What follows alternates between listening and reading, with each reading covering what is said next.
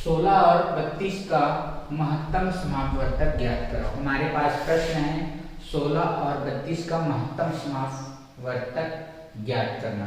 ठीक है, और आज की कक्षा में हम भाग विधि से महत्तम समापवर्तक ज्ञात करेंगे कि हम भाग विधि से कैसे महत्तम समापवर्तक ज्ञात कर सकते हैं। तो चलो शुरू करते हैं। इसके लिए हम भाग विधि से 16 और 32 के गुणनखंड करेंगे।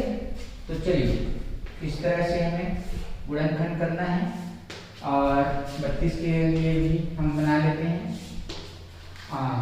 भाग विधि से महत्तम समापवर्तक ज्ञात करने के लिए हमें भाग करना आना चाहिए। ठीक है, भाग की क्रिया हमें पता होनी चाहिए और यह भी ध्यान रखिए, मैं उसे लिख देता हूँ।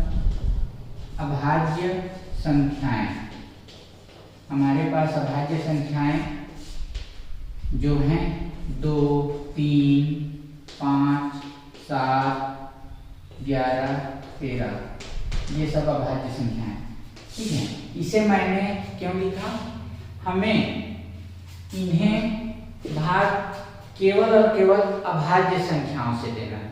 शुरुआत हम 2 से करेंगे, अगर 2 से वह विभाजित नहीं होता तो आगे चलेंगे 3 पर, अगर 3 से भी नहीं होता तो 5, फिर उसी तरह से 7, 11, 13 और 17 इस तरह से आगे बढ़ेंगे। तो हमें इस बात का ध्यान रखना है कि इसे हमें भाग केवल अभाज्य संख्याओं से ही देना है। और पिछली कक्षा में हमने अभाज्य संख्याएं देखा था। अभाज्य संख्या हम किसे कहते हैं? वे संख्याएं जिनके केवल 2 ही गुणनखंड होते हैं, जो एक और स्वयं के अलावा किसी अन्य संख्या से विभाजित नहीं होता, उसे अभाज्य संख्याएं कहते हैं। ठीक है, और ये सभी अभाज्य संख्याएं हैं। तो शुरू करें। जैसे मैंने कहा, शुरुआत हमें 2 से करनी है, चाहे इसे भाग करना हो या इसे।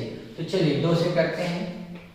अगर 2 से चला जाता है तो अच्छी बात। तो 2 कितनी बार हो जाएगा? 2 8 16। ठीक है, फिर यहाँ 8 2 से होगा क्या? तो 2 4 8, फिर 4 2 से हो जाएगा तो 2 2 ने 4, और फिर 2 से 2 एकम 2।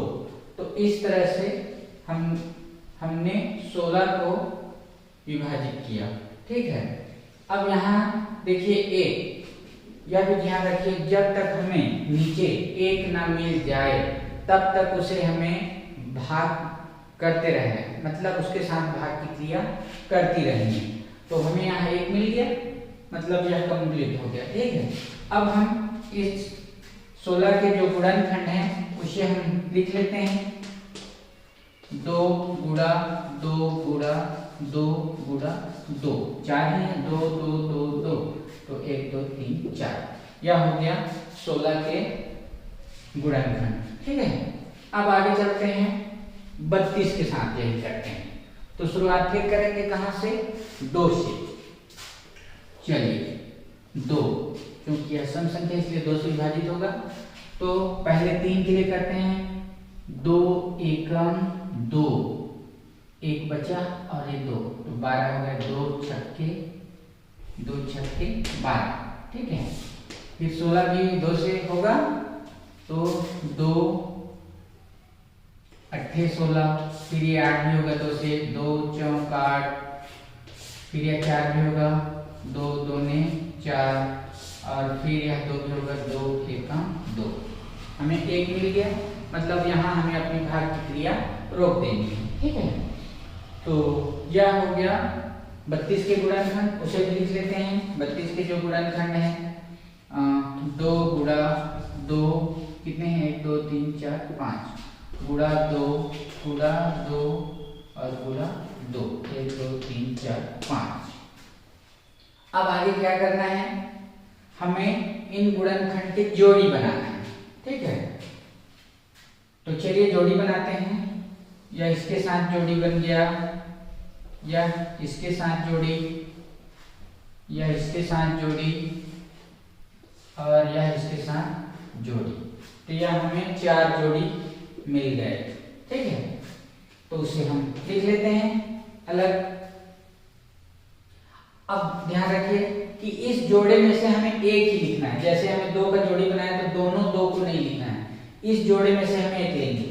तो हो गया 2, फिर गुणा लगाइए, फिर इस जोड़े में से ले लेते हैं 2, फिर गुणा, इस जोड़े में से 2, फिर गुणा, और इसमें से 2, ये 4 जोड़े बने थे तो हमने 4 ले लिया, 1 2 3 4। अब इसको गुणा कीजिए, 2 दूनी 4, 4 दूनी 8, 8 दूनी 16, तो यह मिला हमें 16। या जो 16 है, 16 और 32 का क्या है, महत्तम समावर्तक। ठीक है, तो लिख लेते हैं यहाँ हम 16 और 32 का महत्तम समावर्तक बराबर 16। तो इस तरह से भी हम भाग विधि से महत्तम समापवर्तक ज्ञात कर सकते हैं। हमें ध्यान रखना है जब हम भाग की क्रिया करेंगे तो हमें इन्हें केवल अभाज्य संख्याओं से ही विभाजित करना है।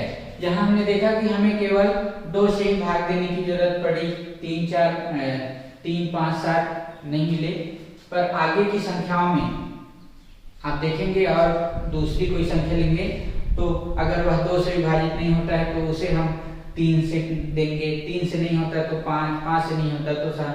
तो इस तरह से अभाज्य संख्याओं के साथ ही हमें भाग की क्रिया करनी है और इस तरह से हम भाग विधि से महत्तम समापवर्तक ज्ञात कर सकते हैं।